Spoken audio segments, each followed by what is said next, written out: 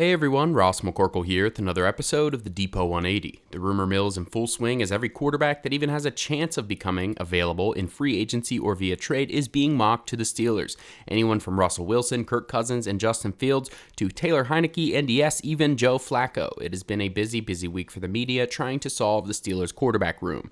Team president Art Rooney II did say the door isn't closed to anything at this point in the offseason, but he was also complimentary of Kenny Pickett and said they would like to make something work with Mason Rudolph to bring him back. Head coach Mike Tomlin also said a simple yes when asked if the quarterback for 2024 was already on the roster. Like it or not, the Steelers spent a first-round draft pick on Kenny Pickett in 2022, and they are unlikely to make any moves that would essentially close the door on his time in Pittsburgh. So grabbing a high-level free agent like Cousins or making a blockbuster deal to acquire Justin Fields is likely off the table.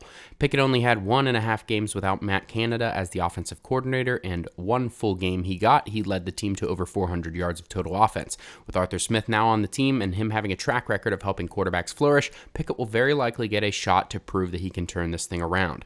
They did also say he would be challenged with competition. Mason Rudolph, of course, is a free agent, but he might be the most likely candidate to provide that challenge if the Steelers can work something out with him. There was a report from the NFL insiders a couple weeks back that Rudolph indicated he wants a fresh start, but that could also be a brilliant negotiating tactic to up the urgency on the Steelers' part. We will see.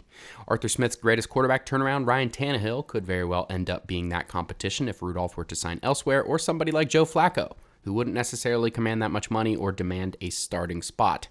Even one of the longtime Steelers insiders, Jerry Dulac, has succumbed to the rumor mill, at one point saying the Justin Fields trade was not going to happen, but then saying he would not be surprised if it did just the other day on Rich Eisen's podcast.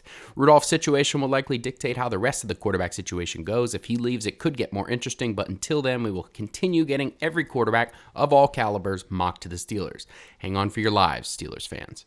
Let me know how you enjoyed the video on Twitter at Ross_McCorkle, and as always, visit SteelersDepot.com for your latest and greatest Steelers breaking news and analysis.